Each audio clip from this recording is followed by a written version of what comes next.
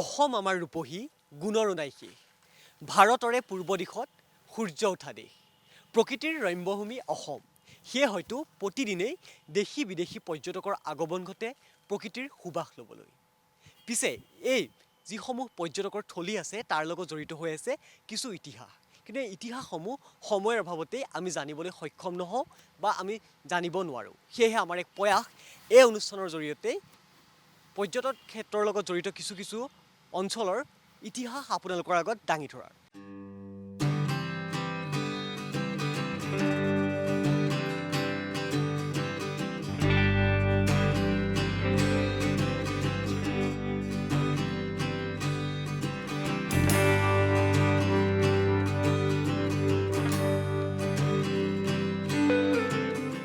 নমস্কাৰ, মই পাৰ্থ হাজৰিকা আৰু আপোনাক স্বাগতম জনাইছোঁ ঈশান নিউজৰ বিশেষ অনুষ্ঠান আঁৰৰ কথালৈ।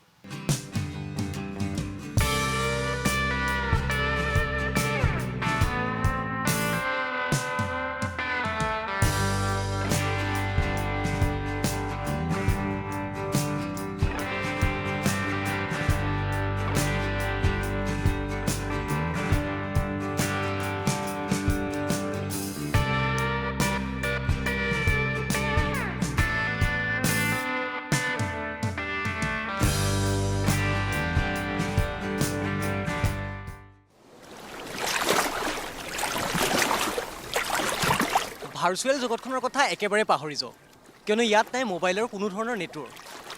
আছোঁ প্ৰকৃতিৰ মাজত, প্ৰকৃতিৰ এক ৰম্যভূমি, এয়া চানডুবি।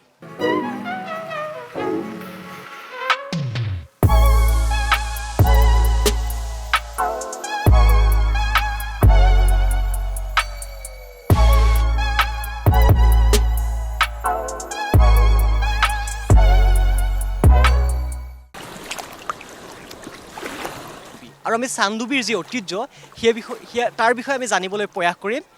যিহেতু চানডুবিৰ বিষয়ে আপোনাৰ বহুজনে বহু কথা কয়। আপুনি চানডুবিৰ যি পৰিচালনা সমিতিৰ তাৰ আপুনি এক দায়িত্বত আছে, আৰু আপোনাৰ পৰা মই পোনপ্ৰথমে জানিব বিচাৰিম চানডুবি আচলতে কেনেকৈ উৎপত্তি হৈছিল। কিছুমানে কয় ভূমিকম্প, নাইবা সোণৰ নাও, বহু প্ৰবাদ আছে। প্ৰকৃতাৰ্থত কি হয়? কিংবদন্তি আছে চানডুবিৰ।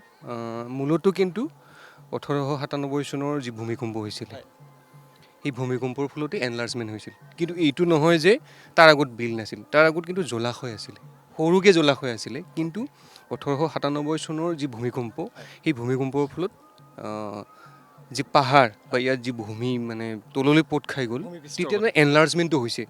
আচলতে আগৰ পৰাই জলাশয়টো আছিলে, কিন্তু ইমান বিস্তৃত আকাৰত নাছিলে। কিন্তু 1897 চনৰ যি ভূমিকম্প, তাৰ পিছতেই এই এনলাৰ্জমেণ্টটো হৈছে। আৰু আপোনাৰ সমান্তৰালভাৱে এটা কথা আছে, আপোনাৰ সোণৰ এখন নাৱৰ এটা প্ৰবাদ আমি শুনিব পাওঁ। সোণৰ নামৰ প্ৰবাদটো চান্দ সদাগৰৰ লগত জড়িত। সেইটো আচলতে ইয়াৰ যিটো নাম চানডুবি, সেইটোৰ লগত জড়িত।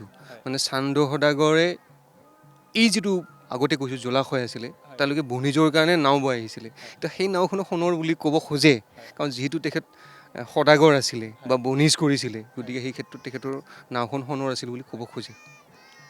নাওখনৰ আপোনাৰ কিবা ভগ্নাশেষ বা এনেকুৱা কিবা পোৱা গৈছে? নাৱৰ তেনেকুৱা ভগ্নাশেষ নাই আমাৰ দৃষ্টিত। এইটো আচলতে যিসকলে সোণৰ নাও বুলি ক'ব খোজে, সেইটো খুব সম্ভৱ ভুল হ'ব এটা ধাৰণাটো। কাৰণ সোণৰ নাও সেইটো এটা বহুত মানে এইটো কিবা উপাখ্যানৰ দৰে এটা বিষয়। কিন্তু যিহেতু চান্দ সদাগৰৰ বিষয়টো বহুত উপাখ্যান বুলি ক'ব খুজিছে, কিন্তু আমি ভাবোঁ আমাৰ মতে চান্দ সদাগৰ নাও বোৱাটো হয়তো হয়। তেতিয়া কিন্তু নাওখন কিন্তু সোণৰ আছিল নে নাছিল আমি বিশেষ অৱগত নহওঁ। আৰু আপোনালোকৰ যি বৰ্তমান আজি যি উৎসৱ আয়োজন কৰা হৈছে, এই উৎসৱ আপোনালোকে কেতিয়াৰ পৰা এনেধৰণে আয়োজন হৈ আছে? উৎসৱটো আমি কৰিলোঁ 10-11 পৰা কৰিলোঁ, 2010-11 পৰা কৰিলোঁ। এই বছৰ 11 সংখ্যক হৈছে, মানে একাদশ বাৰ্ষিক হৈছে। আৰু লক্ষ্য উদ্দেশ্য আছিলে চানডুবিটো বচাব লাগে, যিহেতু এটা ঐতিহ্যমণ্ডিত বিল, আৰু লগত ইয়াত যথেষ্ট পৰ্যটনৰ সম্ভাৱনা আছে। গ্ৰাম্য পৰ্যটন হ'ব পাৰে, পাৰিপাৰ্শ্বিক পৰ্যটন হ'ব পাৰে। সেনেকৈ ভাবি পেলাই আমি চানডুবিৰ এই উৎসৱৰ জৰিয়তে প্ৰসাৰটো দিওঁ।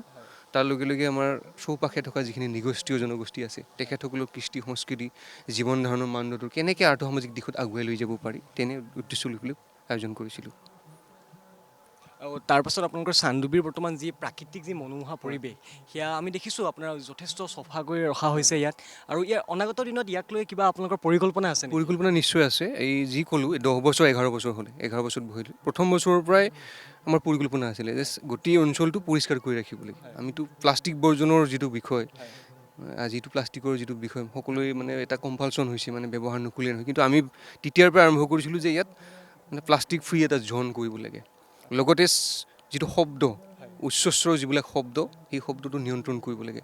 তেনে লক্ষ্য উদ্দেশ্য এতিয়াও আছে আৰু যিটো প্ৰাকৃতিক পৰিৱেশ জৈৱ বৈচিত্ৰ্য ৰক্ষাৰ কাৰণে সকলো ধৰণৰ পৰিষ্কাৰ পৰিচ্ছন্নতা সকলোবোৰ দিশ আমি আগত ৰাখিছোঁ। পৰিকল্পনা নিশ্চয় আছে আমাৰ। এই যি আপোনাৰ জলাশয় ইয়াৰ আপোনাৰ বিস্তৃত আমি মানে আপোনাৰ এটা এলেকা দেখিছোঁ। ইয়াৰ আচলতে আপোনাৰ যি আপোনাৰ মাটিকালি বুলি আমি ক'ব পাৰোঁ, কিমান মান মাটিকালি? মাটিকালি বুলি ক'বলৈ আগৰ তুলনাত কমিছে, কিন্তু এইটো 5 কিলোমিটাৰমান ব্যাসাৰ্ধৰ বুলি কৈছিল আগত। এতিয়া কিন্তু কিছু সংকুচিত হৈছে। সংকুচিত হোৱাৰ মানে প্ৰধান কাৰণ আপুনি কি বুলি ক'ব বিচাৰে? সংকোচন এটা প্ৰাকৃতিক কাৰণতো সংকোচন হৈছে। প্ৰাকৃতিক কাৰণত সংকোচন হৈছে আৰু মানুহৰ যিটো আমি কৈ আছোঁ যে প্ৰদূষণ বা মানুহৰ যিটো আগ্ৰাসী এটা স্বভাৱটো আছে আৰু মানুহ সমাজৰ আগ্ৰাসী ভূমিকাৰ কাৰণে কিন্তু ইয়াৰ সংকোচনটো অলপ হৈছে।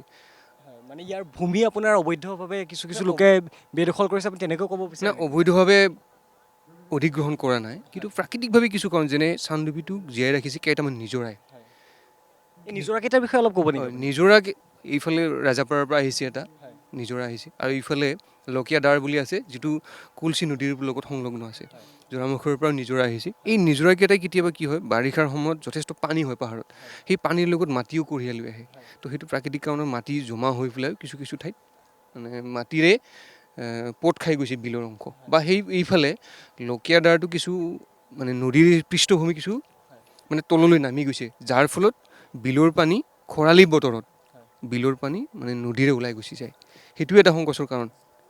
এইখিনি আপোনাৰ এই যিখিনি সমস্যা আছে এই সমস্যাসমূহ সমাধানৰ ক্ষেত্ৰত চৰকাৰে কিবা ব্যৱস্থা আপোনালোকৰ লৈছে? চৰকাৰীভাৱে আমি বাৰে বাৰে স্মাৰকপত্ৰ দিছোঁ। মুখ্যমন্ত্ৰীও আহিছে, দুবাৰকৈ আহিছে, তাৰপিছত ৰাজ্যপালো আহিছে। আমাৰ যিখিনি ক'ব লগা আমি কৈছোঁ যে চানডুবিক বচাব লাগে আৰু ইয়াৰ কাৰণে যি ধৰণৰ বৈজ্ঞানিক দৃষ্টিভংগীৰে কাম কাজ কৰিব লাগে আমি তেখেতসকলক জনাইছোঁ। কিন্তু 10 বছৰত বিশেষ তেখেতসকলে কিবা ভূমিকা পালন কৰিছে বুলি মই ভবা নাই, দেখা নাই, আমাৰ দৃষ্টিত পৰা নাই। যিটো চানডুবিৰ যি সৌন্দৰ্য এক আপোনাৰ মনোমোহা পৰিৱেশ আৰু এই পৰ্যটকৰ ক্ষেত্ৰত অনাগত দিনত চানডুবিক যদি আমি বেলেগ এটা স্তৰলৈ লৈ যাব পাৰোঁ তেনেহ'লে ইয়াতে বহু নিবনুৱা আপোনাৰ আত্মনিৰ্ভৰশীলো হৈ যাব। কিন্তু তেনেস্থলত আপোনাৰ আজিৰ তাৰিখত চানডুবিক লৈ যিটো চৰকাৰে আপুনি যি ক'লে কিছুমান আঁচনি আপোনাৰ আছে পৰ্যটনৰ ক্ষেত্ৰত, তেনেকুৱা একো আঁচনিৰ প্ৰভাৱ পৰা নাই নেকি এতিয়ালৈকে? দুই ধৰণে কাম কৰিব পৰা যায় ইয়াত। এটা হ'ল টুৰিজিম ডিপাৰ্টমেণ্টৰ পৰা কাম কৰিব পাৰে, আনটো হ'ল ফৰেষ্টেও একো কাম কৰা নাই। বাকী টুৰিজিমে তেখেতসকল কেৱল লজটো পৰিচালনা কৰি আছে। বাকী যিবিলাক চৌপাশে গ্ৰাম্য পৰ্যটনৰ ক্ষেত্ৰত স্বনিৰ্ভৰশীলতাৰ কাৰণে কিছু যুৱক আগবাঢ়ি আহিছে। এতিয়া জোৰামুখীয়াত আপুনি যদি যায় তাত দেখিব মানে হোমষ্টেৰ ব্যৱস্থা হৈছে। হোমষ্টে মানে ঘৰতে তেওঁলোকৰ খোৱা লোৱা ব্যৱস্থা বা ৰাতি থাকিব পাৰে, সেইটো পাৰত আছে। বা ৰাজাপাৰাতো এতিয়া কেম্পবিলাক হৈছে।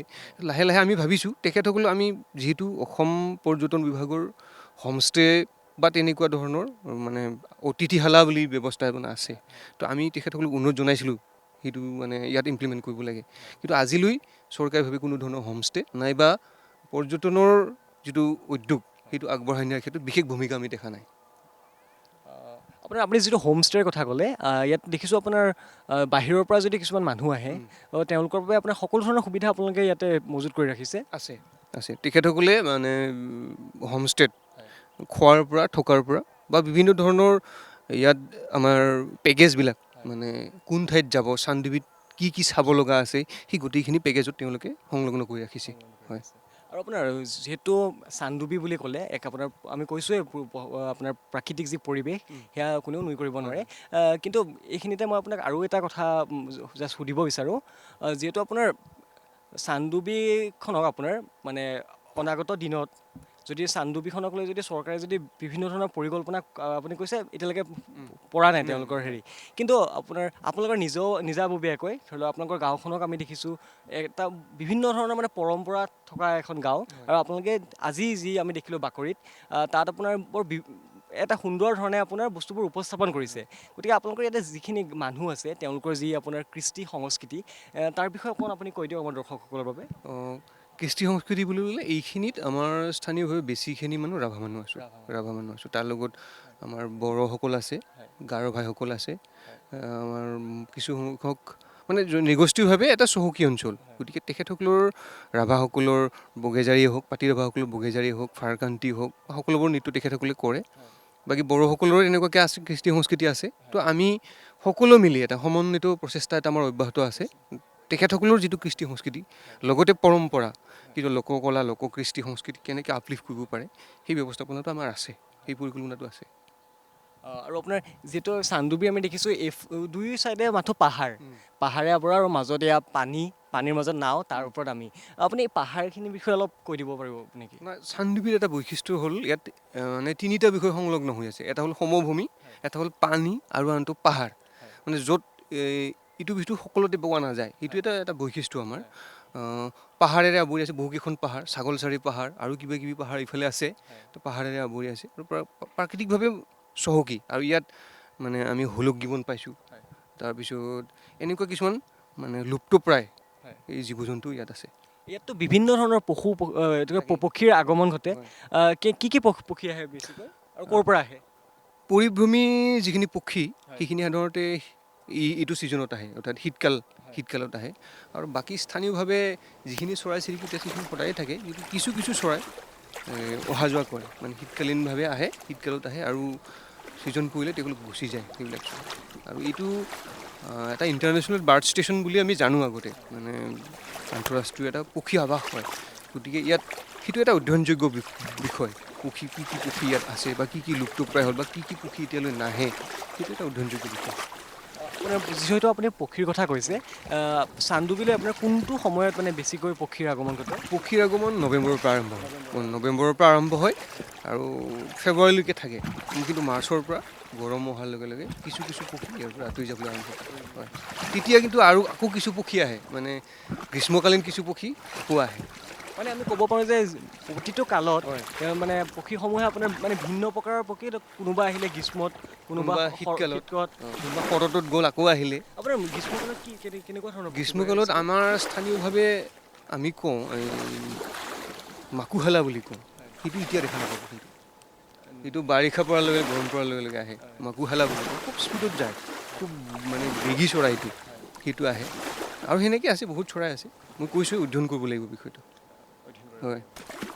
আৰু আপোনাৰ যিহেতু আপোনালোকৰ যি আপোনাৰ নাম চানডুবি নামটোৰ যি উৎপত্তি, তাৰ বিষয়ে অলপ আপুনি ক'ব নেকি? মানে ধৰক চানডুবি, ইয়াতে কিবা নিশ্চয়কৈ আপোনাৰ এটা অৰ্থ আছে। প্ৰথম কিংবদন্তিটো আছিলে মানে আগৰ সময়ত এই খাচীয়া অধ্যুষিত এলেকা বুলি কোৱা হৈছিল। চান মানে পাঁচ, উবলেই শব্দটোৰ জড়িত আছিল। চান উবলেই ডুবি, উবলি মানে দেৱতা। মানে যেতিয়া 1897 চনত বৰঘৈপুব আহিলে, তেতিয়া ইয়াত পূজাস্থলী, 5টা পূজাস্থলী, উবলি মানে দেৱতা, খাচীয়াসকলে উবলি বুলি কয়। চান মানে পাঁচটা দেৱতাৰ স্থলী ডুব গৈছিলে, সেইটো চান্দডুবি হ'ল, চানডুবি। নেক্সট যিটো মই ক'লোঁ, ইয়াৰ পিছতো চান্দ সদাগৰে ইয়ালৈকে বনিজ কৰিবলৈ আহিছিলে, নাও বাই পেলাই আহিছিলে। গতিকে কিবা কাৰণত এবাৰ চান্দ সদাগৰৰ নাও ডুবিলে, এই চান্দৰ নাও ডুবা এই জলাশয়টোৰ নাম চান্দডুবি। এনেকুৱা 3টামান কিংবদন্তি ইয়াত প্ৰচলিত আছে। আৰু নিশ্চয়কৈ আপোনালোকৰ যিসকল আপোনালোকৰ এতিয়া আপুনি এতিয়া পোচাক পৰিধান কৰি আছে, ক'বলৈ গ'লে এয়া আজিৰ তাৰিখত আপোনাৰ প্ৰায় মানে পাহৰণি হৈ গৈছে মানুহৰ বাবে। বস্তুখিনি আপোনাৰ ট্ৰেডিশ্যনেল যিখিনি আমাৰ বস্তু, সেইখিনি আপোনাৰ জনমানসৰ পৰা হেৰাই গৈছে প্ৰায়। আপুনি অলপ ক'ব পাৰিব নেকি আপুনি কোনটো পিন্ধিছে, নামকেইটা অলপ? মইতো পাজাৰ হয়, এইটো মানে অসমীয়াত যিটো গামোচা হয় ডিঙিত লোৱা, আমাৰ এইটো পাজাৰ বুলি কওঁ, এইটো ৰাভাসকলে পাজাৰ বুলি কয়। বাকী এইটো মানে জেকেটৰ হেৰিত বনোৱা হৈছে, মানে যিহেতু ইয়াক প্ৰচলন কৰিব লাগিলে আধুনিকীকৰণৰ প্ৰয়োজন আছে। গতিকে এইটো আধুনিকীকৰণ কৰি পেলাই জেকেটৰ ৰূপত তৈয়াৰ কৰা হৈছে। সেইটো কিন্তু ট্ৰেডিশ্যনেল হেৰিটো একেবাৰে স্থানীয়ভাৱে তৈয়াৰ হয়। ইয়াত তাৰমানে মই কৈছোঁ আমাৰ যিটো পৰম্পৰা, বোৱা কটাটো আমাৰ ৰাভাসকলে অতি চহকী। গতিকে তেখেতসকলে বৈ পেলাই জীৱন নিৰ্বাহো কৰিছে। তেখেতসকলে এইটো এতিয়া বেপাৰ বাণিজ্য কৰিছে। আজি এক্সিবিশ্যনত কাপোৰ বিক্ৰী হ'ব, তাৰ আৰ্থসামাজিক দিশটোৰ লগত জড়িত হৈ আছে। হয়।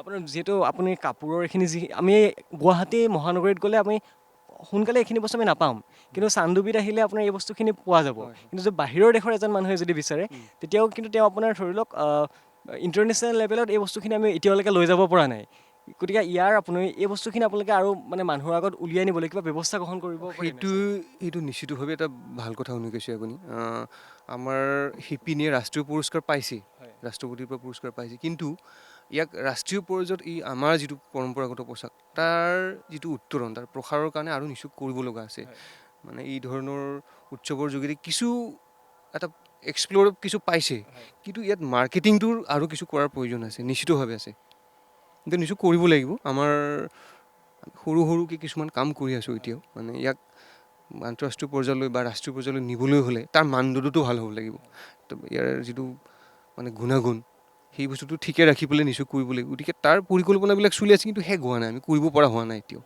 পৰিকল্পনা কিন্তু আছে হয় নিশ্চয়কৈ আমাৰ দৰ্শকসকলে হয়তো জানি ভাল পাব চান্দুবীৰ যিখিনি আঁৰৰ কাহিনী তেওঁ আমাক অতি সুন্দৰভাৱে কৈ গৈছে আনহাতে অনাগত দিনত চান্দুবীক লৈ তেওঁলোকৰ বিভিন্ন ধৰণৰ পৰিকল্পনা আছে ইয়াক সকলোৰে আগত দাঙি ধৰিবৰ বাবে সকলোৱে ইয়াৰ ওচৰ চাপিবলৈ গম পাওক চান্দুবী ক'ত কেনেকৈ বিখ্যাত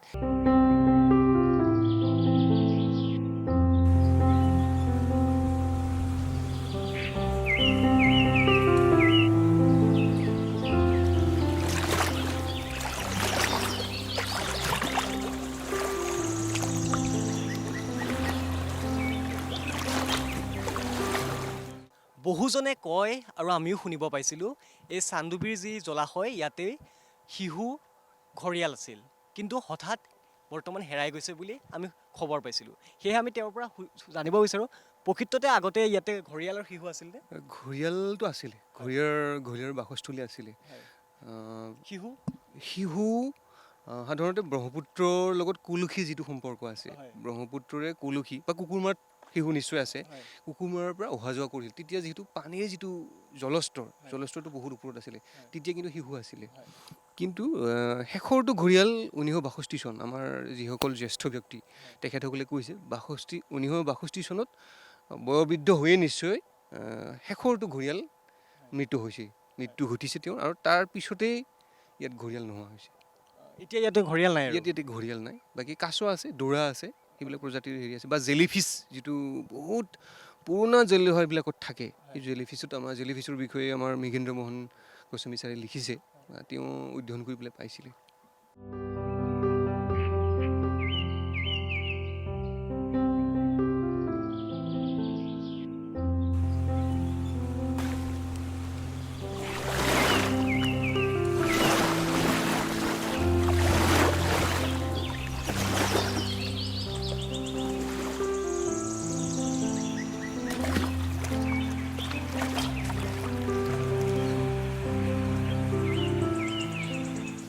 আমি বৰ্তমান উপস্থিত আছোঁ চান্দুবী লজৰ সন্মুখভাগত আৰু ইয়াতে আছে চান্দুবীৰ যি ভিউ পইণ্ট তাৰ উপৰিও ইয়াতে এক প্ৰকৃতিৰ মনোমোহা পৰিৱেশ আমি তেখেতৰ পৰা জানিব বিচাৰিম আপোনালোকৰ যি পৰম্পৰাগত ভাষাত ইয়াক কিবা বিশেষ নামেৰে নামাকৃত কৰা হৈছে বুলি আমি শুনিছোঁ এই জেগাটো মানে চান্দুবীৰ কেইটামান বাকৰি আছে বাকৰি সেইফালে য'ত বনভোজ খায় সেইটো কলংপাৰ বুলি কয় কাৰ্লং শব্দটো কাৰ্লং মানে মহাদেৱৰ তাতে স্থান আছিলে কাৰ্লং শব্দটো খাচী শব্দ কাৰ্লং মানে মহাদেৱ তাক কলং বুলি কয় মানে অপভ্ৰংশ হৈ পেলাই কলং হৈছে কাৰ্লংটো কলং হৈছে তো ইয়াত নগৰ বুলি কয় এইটো আমি যিটো বাকৰিত আছোঁ চান্দুবীৰ নগৰ বাকৰি বুলি ক'লে য'ত লজ আছে সেইটো নগৰ বাকৰি হয় আৰু ইয়াত ৰাভা হাছং সাহিত্য সেইটো পৰিষদৰ পৰা এটা ভিউ পইণ্ট মানে ভিউ টাৱাৰ এটা বনোৱা আছে য'ত উপস্থিত হৈ চান্দুবীৰ গোটেই চৌপাশৰ মানে সৌন্দৰ্যটো উপভোগ কৰিব পাৰি হয় আৰু আপোনাৰ ইয়াতে যি আপোনাৰ নাৱৰ আপোনাৰ নৌকা যি কৰিব পাৰে নাৱত প্ৰকৃতাৰ্থত আপোনাৰ ইয়াতে কিমানমান আপোনাৰ খৰচ হয় নৌকা এইটো এটা চান্দুবীৰ বিশেষ আকৰ্ষণ মানে চান্দুবীত আহিলে যদি নৌকা বিহাৰ নকৰে তেওঁৰ ভ্ৰমণটো আধৰুৱা যেন লাগিব গতিকে সেই গোটেই ব্যৱস্থাটো গাঁৱৰ যিখিনি মানুহৰ লগত আমি যিসকলে এনে পৰম্পৰাগতভাৱে নৌকাবোৰ বাইছিলে তেখেতসকলৰ লগ লাগি আমি ব্যৱস্থা সমিতিয়ে তেওঁলোকক এটা নিৰ্দিষ্ট ভাড়া লৈ পেলাই চলাবলৈ দিয়া হৈছে বেছি নাযায় 20ৰ পৰা 30 টকাৰ ভিতৰত এজন পাৰ হেড নিশ্চয়কৈ চান্দুবিলৈ যদি কোনোবা দৰ্শন কৰিব কোনো লোক আহে তেতিয়াহ'লে তেওঁ নৌকা যি নকৰাকৈ মানে কোনো নাযায় নৌকা বিহাৰ মই কৈছোঁ চান্দুবিত আহিলে যিসকলে নৌকা বিহাৰ নকৰাকৈ গৈছে তেওঁ গোটেই ভ্ৰমণটো আধৰুৱা হ'ব চান্দুবিত তেওঁ বেলেগ মানে নৌকা ভ্ৰমণৰ জৰিয়তেহে চান্দুবিৰ প্ৰকৃত আচল সৌন্দৰ্যটো মাদকতা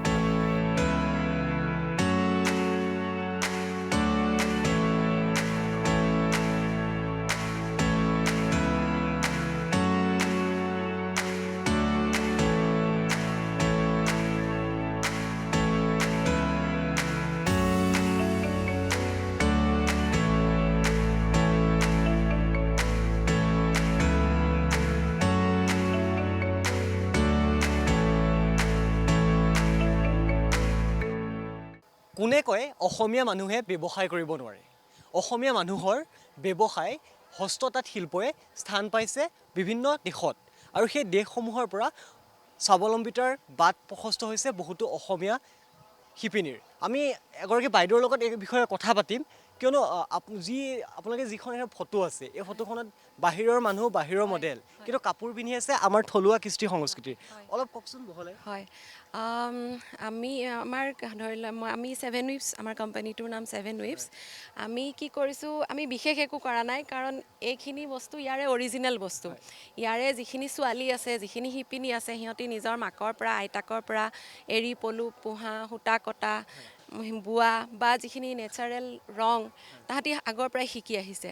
আমি কি কৰিছোঁ, তাহাঁতি যাতে আমাৰ এই বস্তুটো এৰী চিল্ক বুলি যিটো কয়, পিচ চিল্ক, এইটো মানে আপোনাৰ এতিয়া ৱৰ্ল্ডত এটা বহুত মহত্বপূৰ্ণ চিল্ক, কাৰণ ইয়াতে আপোনাৰ অহিংসা চিল্ক বুলি কয়, কাৰণ পলুটো মাৰি নিদিয়ে আৰু বাহিৰৰ মানুহবোৰ এইটো লৈ বহুত কনচাৰ্ণ হা। তো এতিয়া আমি কি কৰিছোঁ, এই কাপোৰখিনি বিশ্বত মানে যাতে চব মানুহৰ ভাল লাগে, আমি সেইটোৰ ব্যৱস্থা কৰিছোঁ। ধৰি লওক এতিয়া আগতে ইয়াতে শিপিনীবোৰে গামোচা বৈছিলে বা আমাৰ যিটো মেখেলা চাদৰ, কিন্তু এতিয়া আমি যদি গামোচা এখন আজি কোন দেশলৈ গৈছে এইখিনি? আমাৰ বস্তু আপোনাৰ অষ্ট্ৰেলিয়া, জাৰ্মানী, ছুইজাৰলেণ্ড, পেৰিছ এইবিলাকত নিয়মীয়াকৈ গৈ আছে। নিয়মীয়াকৈ গৈ থাকে। হয় হয় হয়। আৰু আপুনি যিখন ফটো এখন বিশেষ হয়, ফটো এখন, হয়। এই ফটোখনৰ আপুনি মোক হেৰিটো কওকচোন। আচ্ছা, ইয়াতে দুইগৰাকী দেখিছে মডেল কেইগৰাকী, তেওঁলোকে আমাৰ এৰী কাপোৰৰ ড্ৰেছ পিন্ধি আছে। তো আমি এইটো চাইছোঁ যাতে মানে আমি এনেকুৱা এটা বস্তু বনাওঁ, প্ৰডাক্ট বনাওঁ, যিটো তেওঁলোকে ডেইলি ইউজ কৰে। ডেইলি কেইগৰাকী কোন দেশৰ হয়? তেওঁলোক জাৰ্মানীৰ হয়। জাৰ্মানীৰ কোম্পানীটোৰ নাম জ্যোতি ফেয়াৰ ৱৰ্কছ হয়। তেওঁলোকে আমাৰ কাপোৰ পিন্ধি আছে আৰু এইটো আমি এনেকুৱা চাওঁ যাতে বাহিৰৰ মানুহে ডেইলি ইউজ কৰা বস্তু যদি বনাব পাৰোঁ, তেতিয়া আমাৰ বিক্ৰীটো বেছি হ'ব। এতিয়া আমি যদি আমাৰ গামোচা বা এনেকুৱা কিবা এটা বস্তু বনাই তেওঁলোকক দিওঁ, তেওঁলোকে এখনেই কিনিব, সেইখনেই বন্ধাই মেলি হয়তো ড্ৰয়িং ৰুমত সজায়ো থ'ব, কিন্তু এখনেই বিক্ৰী গ'ল, তেতিয়াতো আৰু আমাৰ ধৰি লওক আমাকতো বস্তুটো চলি থাকিব লাগিব।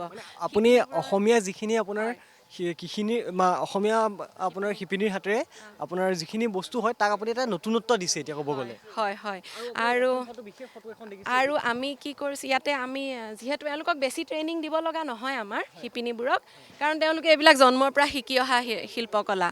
ঠিক আছে, আমি জাষ্ট তেওঁলোকক আনো যাতে কালাৰ কম্বিনেশ্যন কেনেকুৱা হ'লে বাহিৰৰ মানুহে ভাল পায়, বৰ্তমান মডাৰ্ণ মানে ৱৰ্ল্ডত, ফেশ্বন ৱৰ্ল্ডত কেনেকুৱা ধৰণৰ বস্তু চলি আছে, এইবিলাক মানে আমাৰ ধৰি লওক এখেত কানাডাৰ হয়, তেওঁ ৰেগুলাৰলি আহি আমাৰ শিপিনীবোৰক ট্ৰেইনিং দিয়ে চব ধৰণৰ।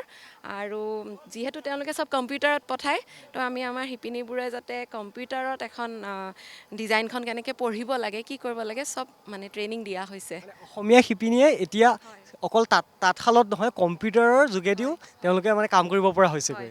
নিশ্চয়কৈ আমাৰ দৰ্শকসকলে এই কথা শুনি ভাল পাব। অসমীয়া শিপিনীৰ যি কাম কৰাৰ যি প্ৰক্ৰিয়া আছিলে, সেয়াও তাতো আহিছে নতুনত্ব, তাতো পৰিছে আধুনিকতাৰ প্ৰভাৱ। আৰু এটা সৰু কথা ক'ব বিচাৰোঁ, আমাৰ ইয়াতে মেখেলা চাদৰ বেচিলে এগৰাকী শিপিনীয়ে যিটো পইচা পায়, সেইটো বহুত কম। আৰু আজিকালি আপোনালোকে দেখিছে মানে চব বস্তুৰ দাম কিমান বাঢ়ি গৈছে।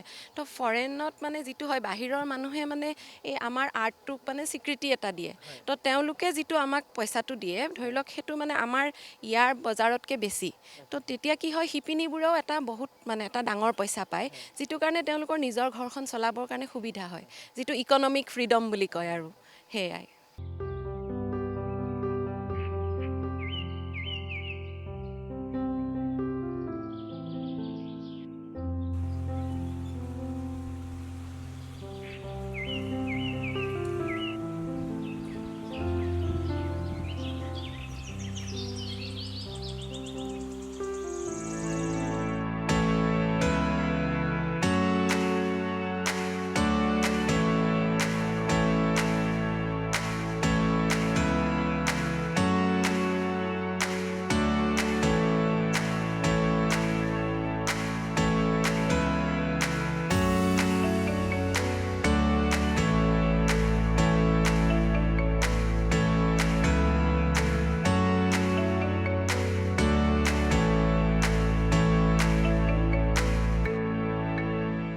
অনাগত দিনত চানডুবিক লৈ আপোনালোকৰ বিশেষ পৰিকল্পনা কি? যিহেতু পৰ্যটনৰ ক্ষেত্ৰত ইয়াত যথেষ্ট আপোনাৰ যথেষ্ট পৰ্যটনৰ ক্ষেত্ৰত ইয়াক আগুৱাই নিব পৰা যাব। গতিকে আপোনালোকে কিবা পদক্ষেপ আপোনালোকৰ ফালৰ পৰা লৈছে?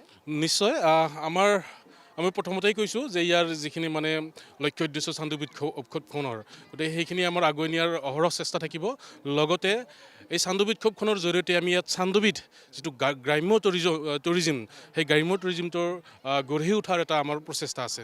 ইয়ালৈ আপোনাৰ বিভিন্ন ধৰণৰ পৰ্যটক আহে, কিন্তু মানে আপোনাৰ মূলতঃ তেওঁলোক কিমান সময়ত আহিব লাগে আৰু কিমান সময়ত যাব, তেনেকুৱা কিবা ধৰা বন্ধা সময় আছে নেকি? হয়, নিশ্চয় অহাৰ কোনো ধৰা বন্ধা নিয়ম নাই, যেতিয়া আহিব তেতিয়া আহিব পাৰে।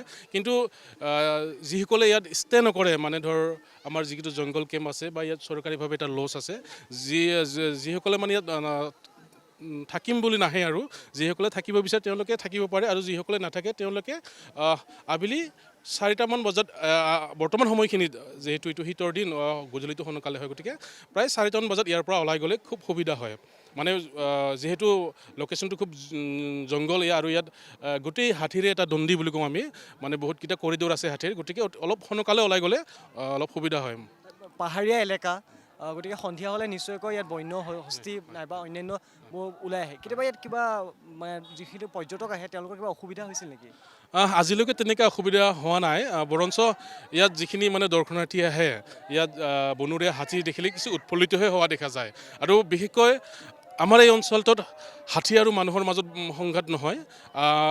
বিভিন্ন বেলেগ অঞ্চলত যেনেদৰে কিছু মানে হাতীয়ে মানুহ মাৰে বা এনেকুৱা হৈছে, আমাৰ ইয়াত তেনেকুৱা হোৱা নাই, যাৰ কাৰণে মানে তেনেকুৱা কোনো ঘটনা ঘটা নাই এতিয়ালৈকে।